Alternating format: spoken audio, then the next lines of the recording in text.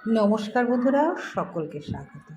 প্রায় 1 বৎসর পর আরাধ্যার অনিশ ফিরছে তার দাদুর বাড়ি। আমরাও খুব কষ্টে দিন কাটাতাম, মাঝে মাঝেই পৌঁছে যেতাম আরাধ্যার অনিশের কাছে। এইভাবে 1 বছর কেটে গেল। অবশেষে আরাধ্যার অনিশ এসে পৌঁছে গেল মুর্শিদাবাদে। তো আমরা আরাধ্যাদের বাড়ি থেকে 10:30টার সময় বেরিয়ে এসেছিলাম।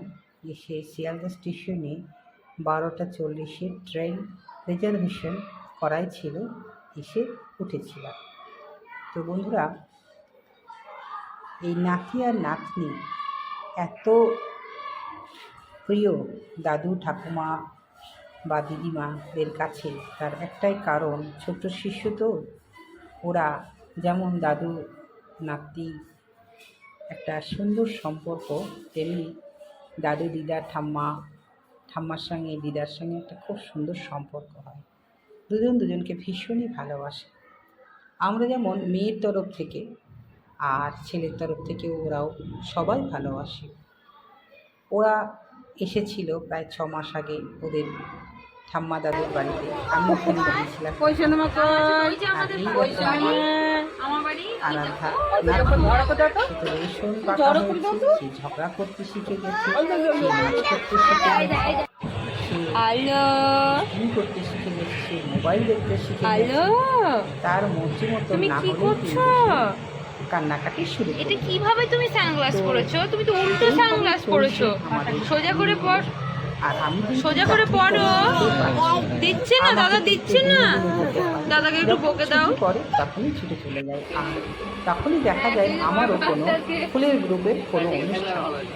দুটো একসাথে বলে তুমি ভালোই ছক্কা মারো। তো যাই হোক, আমি এর আগে যখন সফর করেছিলাম ওদের নিয়ে, তখন অনিশ আমার কোলে এসেছিল। এবছর আমি আরাধ্যাকে কোলে নিয়ে গোটা সফরটা সম্পূর্ণ করলাম। তো আরাধ্যার আচার আচরণ দেখে আমার ছোটোবেলাকার কথা মনে পড়ে যাচ্ছে। একদম আমরা যেমন ছিলাম, খুব সাহসী এবং যে কোনো কাজ করার দক্ষতা রাখতাম, সেইটাই কিন্তু আরাধ্যা পাবেই, সেটা আমি কিন্তু বুঝতে পেরেছি। আরাধ্যা সম্পূর্ণ তার দিদার মতন হতে চলেছে। আমিও চাই আমার নাতনি আমার মতন পারদর্শী হোক। নাচ, গান, আঁকা, আবৃত্তি, নাটক, পড়াশোনা, সাঁতার, খেলাধুলা সব কিছুতে কিন্তু তার নানিমা মানে দিদিমা মানে দিদুন সব কিছুতে এক্সপার্ট।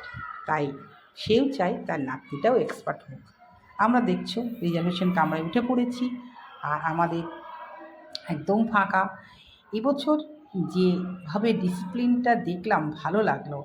আর একবার গিয়েছিলাম, তখন যে কোনো লোক কিন্তু ট্রেনের মধ্যে উঠে পড়ছিল, কিন্তু আজকে আমি গতকালকে এসেছি, আজকে তোমাদের ভিডিওটা দিচ্ছি, তো দেখে ভালো লাগলো। বেশ ডিসিপ্লিন, কাউকে কিন্তু উঠতে দেওয়া হয়নি। এই যে নতুন ব্যবস্থা, বিভিন্ন দিকে যে নতুন নতুন সুন্দর নিয়ম, এগুলো ভীষণ ভালো লাগছে, এগুলো দরকার ছিল। আমরা রিজার্ভেশন করে যাব, তার মধ্যে আনসান লোক উঠে পড়বে, সেখানে একটা আমাদের ঠিক আরামদায়ক হবে না। তো সেটাই হলো, ভালো লাগলো। আমরা কৃষ্ণনগর যে নদীবক্ষে সেতুটা আছে, সেই তার সেতুর পাশ দিয়েই যাচ্ছি, আর এটা আমার দেখতে ভীষণ ভালো লাগে, তাই আমি কিন্তু ক্যামেরাবন্দি করে ফেলেছি। এবার কিন্তু আমি পারিপার্শ্বিক তো তোমাদের দেখালাম, শিয়ালদা স্টেশন তো দেখিয়েছি, খুব খুব পরিষ্কার পরিচ্ছন্ন, ফাঁকা হয়ে গেছে। আর এদিককার স্টেশনগুলোও তাই দেখলাম, অবাক হয়ে গেলাম। বেথাডোরি স্টেশনের যে অবস্থা দেখে আমার তো চোখ চড়ক গাছ। ওরে বাবারে, একদম পরিষ্কার, নিট অ্যান্ড ক্লিন, কোনো দোকান নেই, কিছু নেই। কিন্তু নতুন নতুন বসার জায়গাগুলো দেখে একটু ভালো লাগলো। সব লোহার বেঞ্চ করে দিয়েছে। কলকাতা স্টেশনগুলো দেখলাম সব সিমেন্টের ধাপি করে দিয়েছে, কিন্তু এখানকার স্টেশনগুলো লোহার বেঞ্চের মতন করে দিয়েছে, বড় বড় বেশ। এখনও কিছুটা রেডি হয়নি, কিছু বসেছে আর কিছু রেডি হচ্ছে। তো এই দেখতেই পাচ্ছ তোমরা নিজের চোখে কেমন ফাঁকা। ঠিক আমরা যখন ট্রেনে যাই, তখন কিন্তু ট্রেনের স্টেশনগুলো এইরকম দেখতাম। তো সে গতকালকে এই দৃশ্যগুলো দেখে আমারও মনে পড়ছিল যে ওখানেই ওই রকম ফাঁকা ফাঁকা থাকে। তবে এক একটা দোকান নেই বললে চলবে না। আমি কৃষ্ণনগরেও দেখলাম আছে, শিয়ালদাতেও দেখলাম আছে, তবে এই দিকটাতে দেখতে পাচ্ছি না। অপর দিকে হয়তো নিশ্চয়ই থাকবে, কারণ এত মানুষ হঠাৎ করে একটু হয়তো বাচ্চাদের খাবার টাবারের দরকার হলো বা জল দরকার হলো, এক একটা দোকান না থাকলে কিন্তু আমাদের মতন সাধারণ মানুষের অসুবিধা হয়ে যাবে। তো সেটাও কিন্তু ব্যবস্থা করেছেন, কিছু কিছু স্টেশনে কিন্তু এগুলো আছে। খুবই ভালো লাগলো এই উদ্যোগটা দেখে। আমাদের পশ্চিমবঙ্গের এই নতুন নিয়মগুলো দেখে ভীষণ ভালো লাগছে যে না, আমরা ছিলাম এক আর হয়ে গেলাম আর এক। সত্যি সব কিছুর মধ্যে যদি নিয়মকানুন থাকে না, খুব ভালো থাকে, ভালো লাগে। আর অবশেষে আমরা আবার পলাশীতে নেমে আমাদের গাড়ি করে নিতে এসেছিল। যাই হোক, সেই গাড়ি করে আমরা পৌঁছে গেছিলাম একদম মুর্শিদাবাদে। এইভাবেই আমাদের মামার বাড়িতে এসে অনিশার আরাধ্যা বেশ খুশি, কারণ অনিশের সেই পুরনো সাইকেলটা নিয়ে অনিশার আরাধ্যা ঘুরঘুর করছে। আর এই অনিশ একটু কুট্টি করে দাও। আজকের ভিডিওটা কেমন লাগলো অবশ্যই জানাবে। করছে দাও, হ্যাঁ কুট্টি করে না, একটু করে দাও, বেশি দিও না। ব্যাস, আর না, পরেরটা দাও। সবাইকে একটু করে জল খাই দাও। বলি বাবালি, আর না না না না, পরেরটা দাও। বাবা, আমার দাদু ভাই জল দিচ্ছে সবাইকে, দেখো তোমরা কি সুন্দর, দারুণ দারুণ। আর না জল দাদু শেষ হয়ে গেল, দেখো এই দেখো সাদা। বাবা বাবা, এইবার একটু জল খাওয়াও তো দাদু শোনা। ও খেতে পাচ্ছে না, ও জল খেতে পাচ্ছে। আর না, ওকে হ্যাঁ ও জল খেতে পাচ্ছে। হ্যাঁ, ব্যাস, তারপরের জনকে দাও। সোনা দাদুটা কত সুন্দর জল দিতে শিখে গেছে দেখো।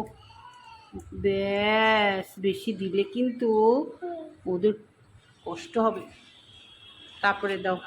আর নাই আর নাই, না, আচ্ছা আমি এনে দিচ্ছি।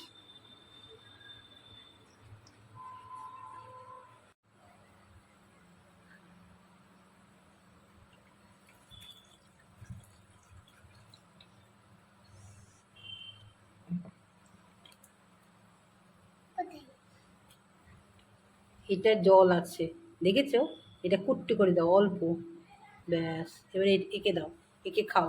ওকে খাও। আমি ছিলাম না, আর ওদের দেখো কেউ জল দেয়নি। এদিকে আসো, এখানে আসো, এই দেখো এখানে আগে দাও, তারপরে এখানে এখানে এদের চান করে দাও, চান করে দাও। ও গরম লাগছে। খুব গরম লাগছে, তা সবাইকে একটু করে জল খাইছো, ওরা একটু কি হলো, শান্তি পেলো, তাই না?